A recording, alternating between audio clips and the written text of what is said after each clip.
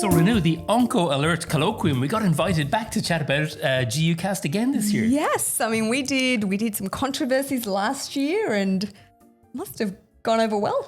Yeah, so look, to get a repeat invite. Thank you very much to Gil Morgan and everybody at OncoAlert, and congrats as well for the superb job you do on educating us in all aspects of oncology, but I suppose GU oncology for us. And you did kindly ask us last year to give us some GUcast highlights from our podcasting studio here in Melbourne, and we did focus on some controversies, which I think people enjoyed. So we're back this year to talk about GUcast in 2025. Yeah, it feels like it's been a big few years. So there's certainly lots of highlights to talk about from this year.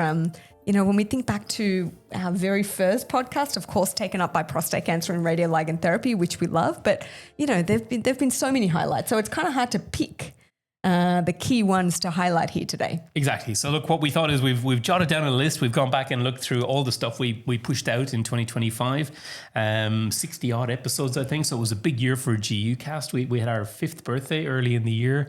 Our audience is growing very well. So please, thank you. If you don't already subscribe, do look for GUcast wherever you get your podcasts and give us a subscribe and a rating. And we'd love to our hear audience has been amazing, but we've also had a few new initiatives this year, Declan. The GUcast Journal Club is definitely the most notable of them. It's a monthly journal club where we select 2 key papers. We try and even it out between prostate and non-prostate papers. Some of them are very old, like we did the LAM paper recently, the old BCG classic.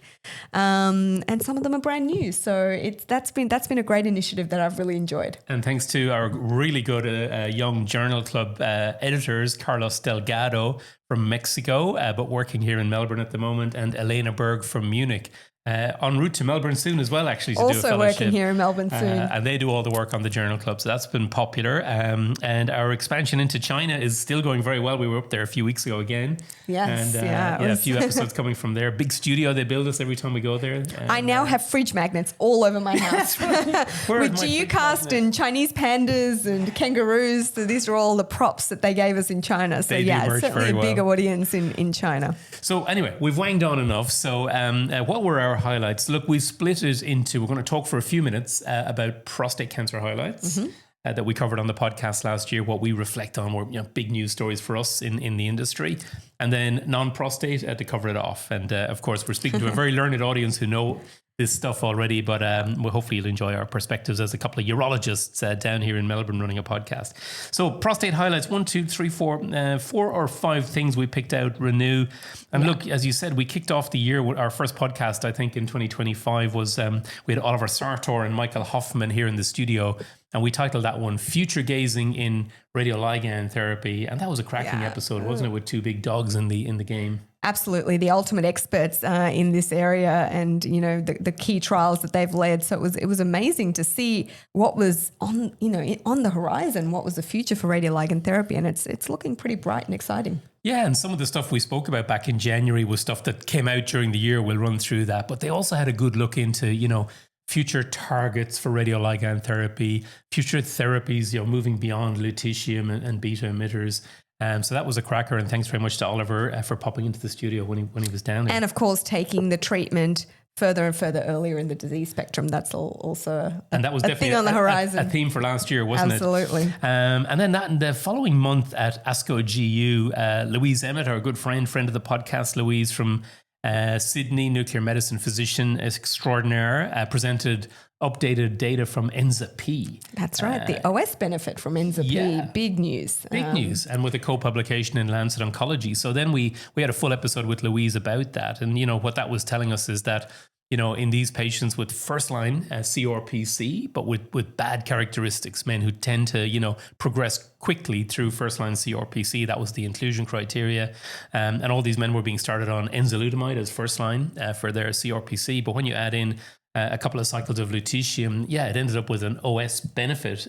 Okay, phase 2 trial and all that. So that's an important message, isn't it? Intensification of RPs in first-line CRPC with lutetium. Absolutely. And I think it also kind of goes along with the general principles that often combination therapy is what really works for castration-resistant disease, and also to give your best treatments early. So treatment intensification early in the MCRPC setting works. And one of the other aspects of the ENZA-P trial that got further discussion later in the year was the adaptive dosing. So unlike some of the other radioligand therapy trials where, you're going to get 6 cycles or something like that, in ENZA-P, it was reviewed after 2 cycles, and depending on dosimetry and response, you were either going to continue or not continue. And that theme of don't just give 6 cycles, but have adaptive dosing. It came up certainly later in the year when PSMAddition came out. And also, Louise showed some amazing pictures in her talks. But the sequencing of treatments, giving enzalutamide up front really upregulates those PSMA receptors. You can see it on the imaging, and then lutetium PSMA has a much better chance of working in these patients. So yeah, because some of those images were stunning. It looks like progression, and of course there was a lot of PET scanning. Yeah. Done, routine PET scanning a couple of weeks after after RP, et cetera, et cetera. So that was really good. ENZA-P, big highlight. Congrats to everyone here in Australia who's been involved in that. Then moving on to ASCO, mid-year at ASCO, the Violet trial was presented. James Butow was first author on that, and again, a Lancet Oncology paper. Yeah, so and this is a great example of how a different radioligand therapy, so the Violet trial was looking at terbium, which is a combination of a beta emitter and an Auger emitter. New therapies that are coming up. Yeah, that was really, really nice bit of work. The first in-human experience using terbium in a prospective manner for CRPC, and I suppose watch this space for where terbium 161 might go next with that. And actually, that reminds me, Renu, one of the things we've enjoyed doing on GUcast since 2020 at the start were these collaborations with the PCF, with Howard Sewell and everyone at PCF, and with Prostate, with our imaging, Theranostic and Imaging Centre of Excellence. We've been running these educational webinars, throughout the last 5 or 6 years.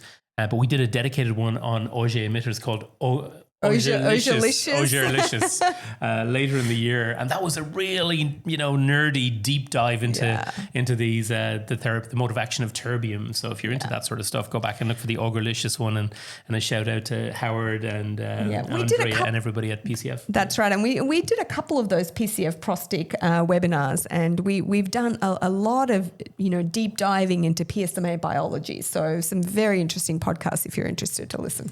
Very good. And the last one we wanted to mention, podcast we did this year on radioligand therapy, was PSMAddition, of course. Again, long-awaited trial read out at ESMO. Presidential session at ESMO. Scott Tagawa and Arun Azad was the discussant. Exactly. So big news, wasn't it? And so we had pre-recorded, as we often do, a podcast a few days before with Scott Tagawa, and Michael Hoffman was here in the studio, which we released when it came out. And so that's a good chance to, dive into it in great detail, 30-odd minute podcast with Scott and those. PSMAddition. So this is in first line MHSPC. And of course, we'd already published the upfront PSMA, a phase 2 trial at ESMO a year prior. But here we had now a phase 3 trial testing whether the addition of a few cycles of lutetium to ADT plus an RP would improve RPFS, and it did. So, what was your take on that? Because there was quite a bit of interpretation, I'd say, out there. It was a great trial and a great presentation by Scott in the presidential session, and certainly the trial, met its primary endpoint of an RPFS benefit. But Arun did bring up some interesting points in his discussion, Declan.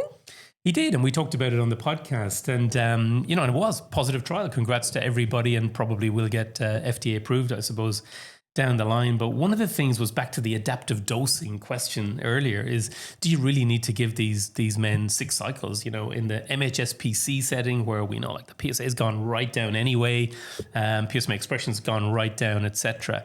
And we, in the discussion, Arun Azad, who was our colleague here, who was PI on the upfront PSMA trial, showed an example in the discussion of, what happens after 2 cycles. It's like brilliant response. You can stop, So I think that's one of the things that I thought was really well made in the discussion.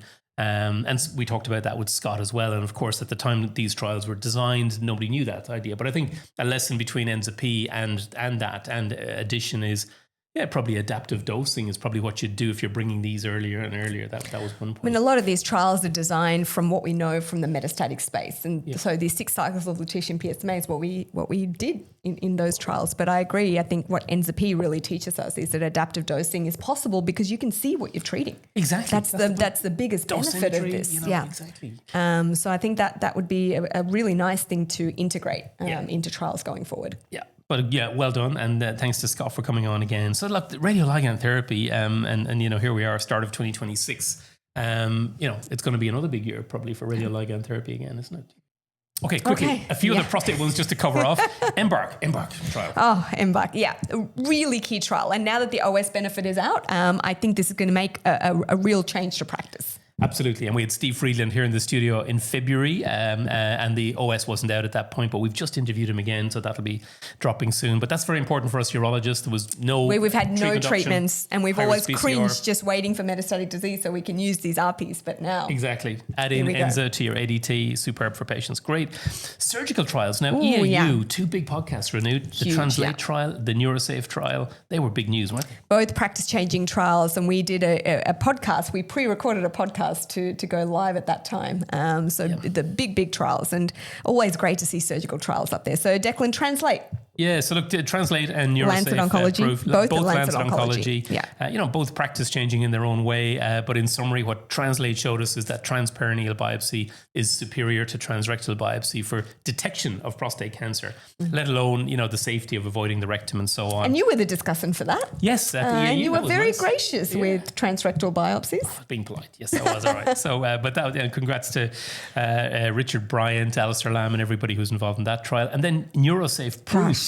We had Owen Deneen here in the studio, first author on that, and Greg Shaw and colleagues dialing in from London. So again, showing that using frozen section during nerve-sparing prostatectomy improves the recovery of sexual function at 1 year. So again, big news for us. Lancet Oncology paper. Congrats to everyone. We're putting links in the show notes to all these podcasts, by the way, so you can dive into them. Yeah, that was a key one, wasn't it? And it really will have implications to practice. And I guess the main thing now is to look at ways that we can do this efficiently. Exactly, which means probably not doing frozen section, but using other interesting technology like histolog. Confocal laser microscopy. A few big episodes, another big one coming next week actually as well. And Prime deserves a mention.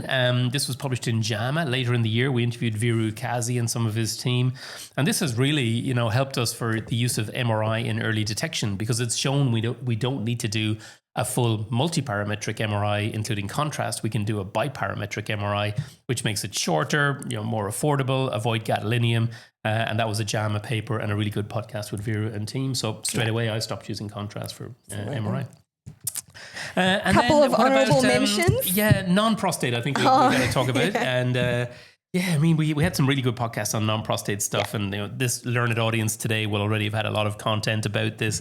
But we wanted to rattle through a few highlights for us, personal highlights of the year. And early on in the year, we had a couple of great studio guests on kidney cancer. Really. Oh yeah, Danny Heng and our own Lewis Au from Peter Mac, fantastic guests, and we really kind of delved into renal cell cancer and talked a lot about Keynote 564 and the implications that it has. Even today, we still grapple with selection of patients. Kim 1 is becoming more and more prominent, and I think we'll hear more about it. We had a chat with Brian Renu recently in China about Kim 1 and how it can be used to select patients who will benefit from adjuvant therapy. But while Danny Heng was here, he's done a lot of work on prognostication and prognostic tools. And it's still just as important nowadays, isn't it? But he had some really interesting observations on where we're going with that in the modern era of combination therapies up front. But that's a good one if you fancy listening to two really entertaining and really expert kidney specialists, Danny and Lewis. And speaking of which, again, soon after that, we had Christian Coleman'sberger here in the studio with Ben Tran, our own Ben Tran, talking about testis cancer. That's right. That was a great podcast. Two huge experts sitting right here in the studio. And among the things they talked about was, the role of surgery up front for RPLND for patients as well. They were very supportive, which has not been the tradition in Australia and Europe. I know it has been in the US, but so very interesting. Another cancer we don't do often enough, penile cancer. And it was good to do this one with Asif Munir and Nathan Larenchuk from Melbourne, because again, it's not something we touch very often, and a lot of things have changed in penile cancer. That whole giving antibiotics for enlarged lymph nodes has gone out the window for decades now, and that's not routine practice anymore. So it was really great to see what is now currently standard of practice. And one of the big messages was, look, the centralization really makes a difference for penile cancer and indeed testis cancer.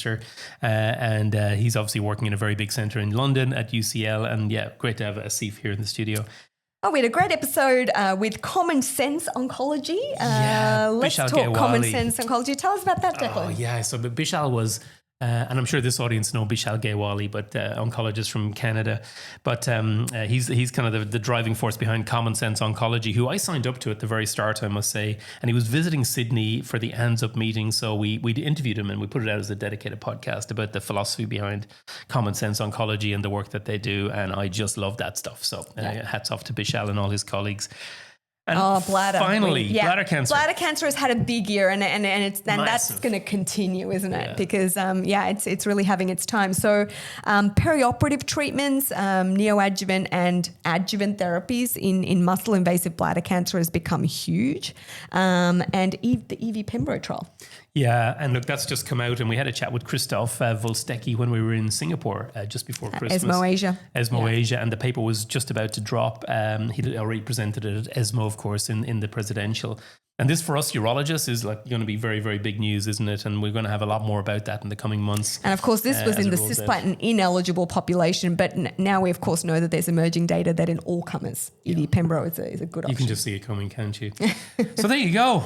We did a lot last year, and that's just a quick squeeze fly it through all into 15 minutes? I'm not sure there, but we might have been by now. Gil might have given us the pull. But look, thanks for the opportunity, Gil. Yeah, thanks very much for the opportunity. Keep up all the great work you do, and we're really chuffed and honoured, really, that you'd asked myself and Renu to dial in. And we look forward to seeing you at various meetings around the place this year, Gil and your team.